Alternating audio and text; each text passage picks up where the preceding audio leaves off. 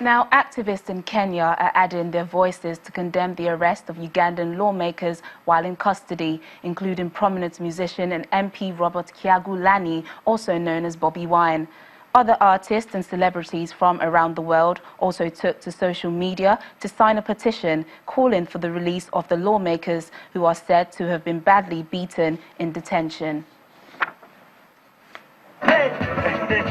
Musicians and activists in Kenya staged a concert in support of Ugandan lawmakers arrested on suspicion of involvement in the stoning of a presidential convoy during a parliamentary by-election campaign. Among those detained is musician Robert Kyagulanyi, also known by his stage name Bobby Wine, and 4 other lawmakers critical of President Yoweri Museveni. Across social media, the hashtag #FreeBobbyWine has been widely used to call for the release of the lawmakers and condemning the violence crackdown on their supporters. In Nairobi, Kenya, artist Swift9 Graffiti added his voice with a mural of Bobby Wine on the backdrop of the city skyline. Currently there is a lot that inspires me, but currently I can say that the current political situation has contributed in doing this piece. At the same time, as an artist, I am just playing my part, advocating for Bobby Wine to be released. Definitely, social media is a really good avenue to speak out, especially that Uganda has so many restrictions on their social media. And I think as Kenyans, speaking it out to the world and showing the world what's going on there is our way of helping them out through the restrictions. So all the hashtags, #FreeBobbyWine, definitely doing that. Tell me why, yet we are people.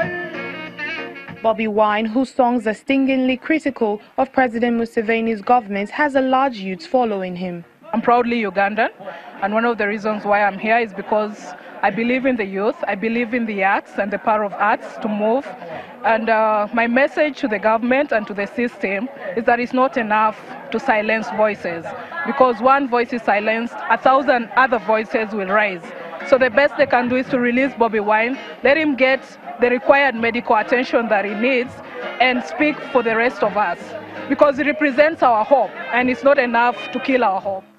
Last week's arrest of the lawmakers triggered protests in the capital, Kampala, and other parts of the country in which 68 people were detained. One of the busiest routes in Lagos and the second longest bridge in Africa, the third mainland bridge, has been shut down for engineering tests. The exercise is being carried out by the federal government through the Federal Ministry of Works to ascertain the present level of structural integrity. The closure of the bridge took effect at midnight. Initially slated for last month, the closure had to be moved forward owing to traffic concerns.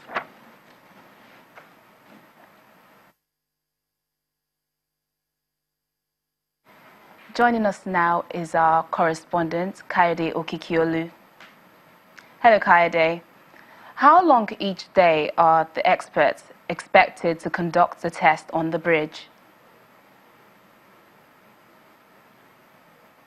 Well, thank you very much, Tenny.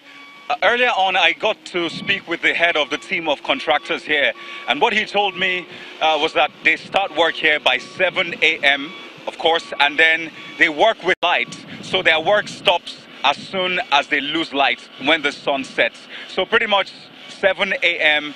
to when they lose light. So I'm thinking that's about 6:30 p.m. to 7 p.m. every day. It is the first day, so it is expected that tomorrow and next tomorrow this will be the trend. Start 7 a.m. and end when the sun sets. So what exactly are the experts looking for as they conduct these tests? Okay, well, what they're looking for is pretty simple. Let me just try to put it in the simplest term.